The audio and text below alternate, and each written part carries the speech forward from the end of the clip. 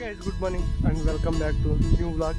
నేనైతే గడ్డి కోయడానికి వచ్చాను. ప్రెసెంట్ మేము ఏం చేస్తున్నానంటే మిషన్ పెట్టి కట్ చేపిస్తున్నాము. ఇది అయితే మిషన్ అయితే చేలోకి వచ్చేసింది, కోయటం అయితే స్టార్ట్ చేసింది. ఇది కోస్తుంది చూడండి, ఇలా నీట్గా కోసి పక్కన పెట్టింది. మనం ఇంకా ఇది కొంచెం ఎండిన తర్వాత తీసుకెళ్ళి ఇంట్లో వేసుకోవడమే. ఇక్కడ ఉంటే ఎలుకలు ఉండవు.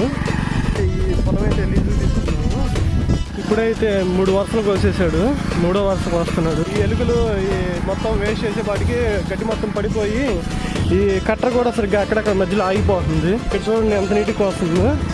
ఒక్కోసాట ఎలుకలు బాగా డ్యామేజ్ చేసిన చోటేమో అసలు చీదరగా ఉంది. ఇంకా ఆల్మోస్ట్ అయిపోవచ్చింది. కరెక్ట్గా ఒక 20 minutes ఏమో పట్టినట్టుంది. ఇప్పుడైతే గడ్డి అయితే కంప్లీట్ అయిపోయింది. ఆయన అయితే వెళ్తున్నాడు అక్కడ కొంచెం కోసేసి. ఇది ఒక 2 రోజులు వెళ్ళిన తర్వాత ఇంటికి తీసుకెళ్ళాలి. పేమెంట్ కూడా అయిపోయింది. నేనైతే గడ్డి మోపేసేస్తున్నాను. మోపేసి ఇంటికి వెళ్ళిపోవాలి.